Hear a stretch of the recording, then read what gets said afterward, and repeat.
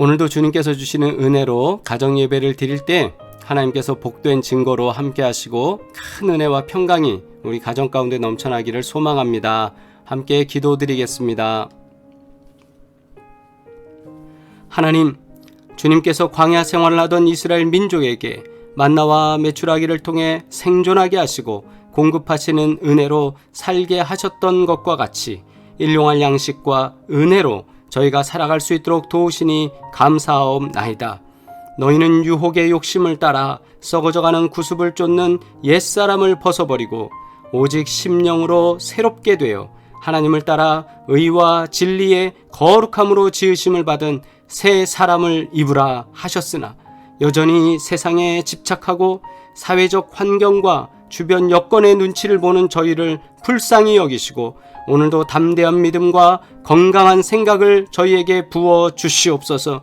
영원한 하나님 나라를 소망하며 한치의 실수나 죄악의 선택을 하지 않도록 하시옵고 오늘도 주를 앙망하는 저희가 되게 하여 주옵소서. 예수 그리스도의 이름으로 기도드려옵나이다. 아멘.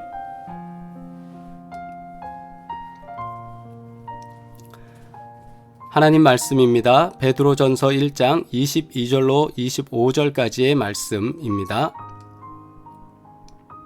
봉독합니다. 너희가 진리를 순종함으로 너희 영혼을 깨끗하게 하여 거짓이 없이 형제를 사랑하기에 이르렀으니 마음으로 뜨겁게 피차 사랑하라. 너희가 거듭난 것이 썩어질 씨로 된 것이 아니요 썩지 아니할 씨로 된 것이니 하나님의 살아있고 항상 있는 말씀으로 되었느니라. 그러므로 모든 육체는 풀과 같고 그 모든 영광이 풀의 꽃과 같으니 풀은 마르고 꽃은 떨어지되 오직 주의 말씀은 세세토록 있도다 하였으니 너희에게 전한 복음이 곧 이 말씀이니라. 아멘. 할렐루야. 조암교회를 섬기시는 박명순 목사님께서 방금 봉독한 베드로전서 1장 22절로 25절의 말씀을 통해 성도는 세상에 집착하지 않아야 합니다는 제목의 말씀을 통해서 우리 함께 은혜 나누도록 하겠습니다. 우리가 잘 알듯이 베드로는 예수님의 수제자입니다. 예수님의 공생의 기간 동안 가장 가까이에서 예수님을 모신 제자입니다. 그래서 누구나 공히 이렇게 말합니다. 그만큼 많은 사랑을 받은 제자였을 것이라고 생각합니다. 그러나 그의 성품은 우리가 잘 알듯이 성급하고 경솔했습니다. 사람들에게 인정받고 싶어서 먼저 대답하고 먼저 행동했던 사람이 바로 베드로입니다. 그런 그가 이사야 선지자의 말씀, 이사야 40장의 6절 8절의 말씀을 인용해서 세상의 것의 허무함에 대해 기록하고 있습니다. 자기 중심적이었던 그의 신앙과 관심사 전체가 바뀐 것입니다. 이 변화는 과연 어떻게 일어났을까요? 먼저 우리 이사야 40장 6절부터 8절의 말씀을 먼저 살펴보겠습니다. 말하는 자의 소리여 가로되 외치라. 대답하되 내가 무엇이라 외치리이까. 가로되 모든 육체는 풀이요 그 모든 아름다움은 들의 꽃 같으니 풀은 마르고 꽃은 시들면 여호와의 기운이 그 위에 불미라. 이 백성은 실로 풀이로다. 풀은 마르고 꽃은 시드나 우리 하나님의 말씀은 영영이 서리라 하라. 아멘. 말씀의 의미는 무엇입니까? 인생의 유한함과 하나님의 심판에 대한 것들이죠. 베드로가 스스로 깨달음을 얻었을까라는 질문을 던집니다. 스스로 노력해서 변화되었을까요? 스스로 결단하고 사고방식을 바꾸고 행동을 바꾸고 관심사를 바꾸고 가치관을 바꿨을까요? 스스로 이렇게 이루어지는 것 굉장히 어렵지 않겠습니까? 물론 인간의 노력을 완전하게 배제할 수는 없습니다. 베드로가 열심히 노력했다라는 걸 우리가 배제할 수는 없습니다. 그러나 일반적으로 갈릴리 호수에서 물질하던 어부가 이사야 선지자의 이 예언의 말씀을 해석하고 이해해서 그것을 자신의 설교 가운데 인용할 수 있다? 이게 그렇게 쉽지 않다라는 것이죠. 하지만 인간의 노력으로 외형적인 것을 바꿀 수는 있어도 우리가 좀 꾸미고 더 잘생겨 보이게 또는 옷을 입고 이런 것으로 외형적인 것은 분위기 있게 바꿀 수는 있어도 인간의 내면을 바꿀 수는 없다라는 게 많은 사람들의 공통적 생각이죠. 그렇다고 우리의 내면이 완전히 바뀌지 않는가라는 것이 또 우리 믿음의 삶 가운데서 오는 질문이기도 합니다. 그런데 성경이 이렇게 말합니다. 우리의 내면은 오직 성령의 역사가 아니고서는 바뀌지 않습니다.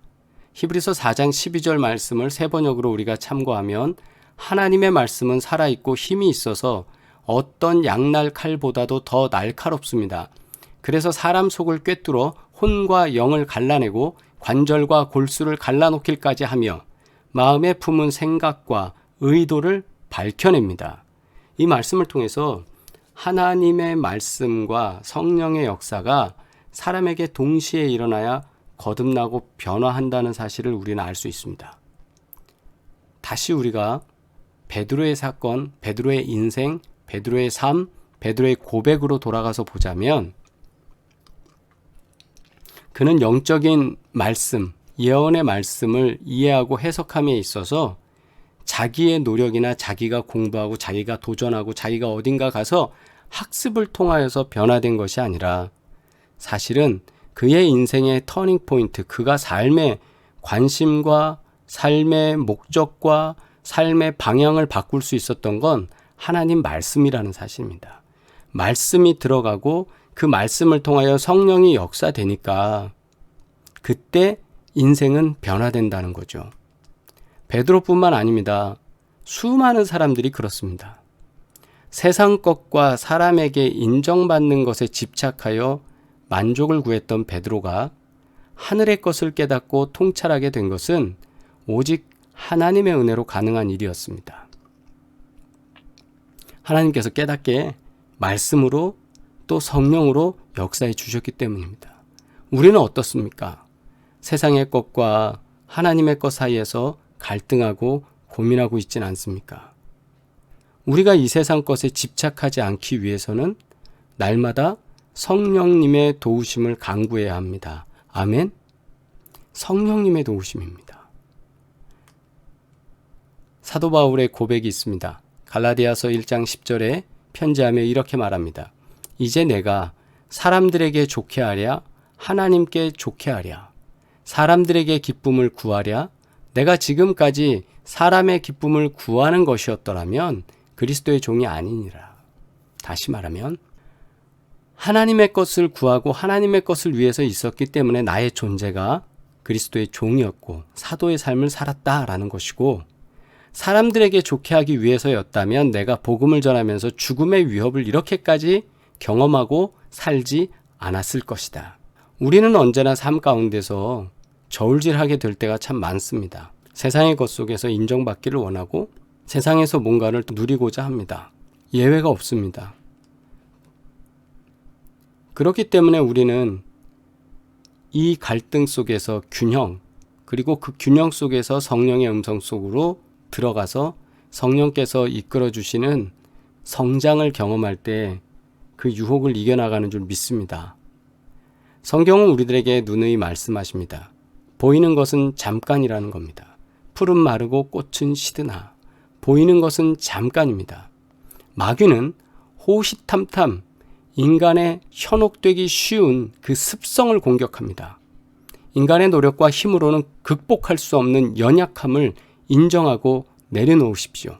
겸손한 태도에 성령이 역사할 것입니다.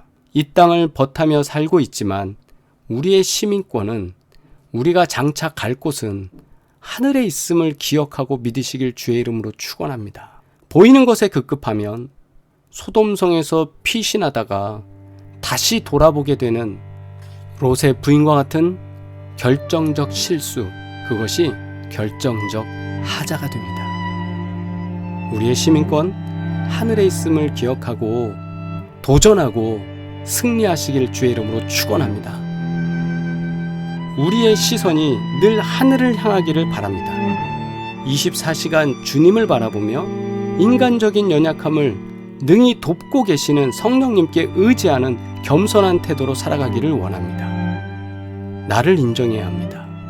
나의 부족함, 나의 무능함, 또 내가 세상을 향해 바라보고 있는 이것도 인정해야 합니다. 그러면서 주님께 고백해야 합니다. 하나님, 제 힘으로는 할 수 없습니다. 성령님 통하여 나를 이끌어 주시옵소서. 성령님을 통하여 지혜를 주시옵소서. 성령님을 통하여 이 말씀을 깨닫게 하여 주시옵소서. 우리가 이렇게 나아갈 때에 하나님께서 우리 가운데 복 주시고 인도하사 주님께서 원하시는 놀라운 은혜를 우리에게 더하실 줄 믿습니다. 하늘을 바라보십시오. 우리의 시선을 높이 드십시오. 주님을 바라볼 때 주님이 오늘 우리를 이끌어 주실 줄 믿습니다. 우리 세상에 집착하지 말고 주님을 바라보시기를 주의 이름으로 축원합니다. 세상 것에 집착하고 있습니까? 하나님 나라에 집착하고 있습니까? 세상의 것에 우리가 깊이 빠져 있는지, 하나님 나라에 집중하고 있는지 우리가 다시 한번 질문하면서 하나님께 더 집중되어지기를 주의 이름으로 축원합니다. 주님께서 형통케 하십니다. 아멘. 공동기도 드리겠습니다. 하나님, 하늘에 영원한 우리 집이 있음을 기억하게 하옵소서. 손에 쟁기를 잡고 뒤를 돌아보는 세상에 집착하는 성도가 아니라 오직 하늘을 향해 달려가며 매 순간 하나님 나라를 선택하는 자녀로 합당한 성도가 되게 하옵소서. 예수님의 이름으로 기도합니다. 아멘.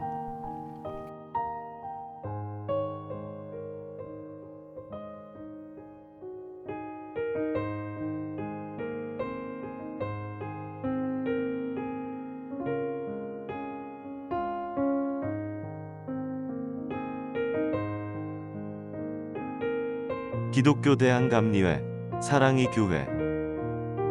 사랑의 교회는 지하철 7호선 숭실대 입구역 2번 출구 480m에 위치하고 있습니다. 신앙생활에 도움을 받고자 하시는 분은 전화 070-4670-6589로 연락주세요. 주님의 평강이 함께 하시기를 기원합니다. 감사합니다.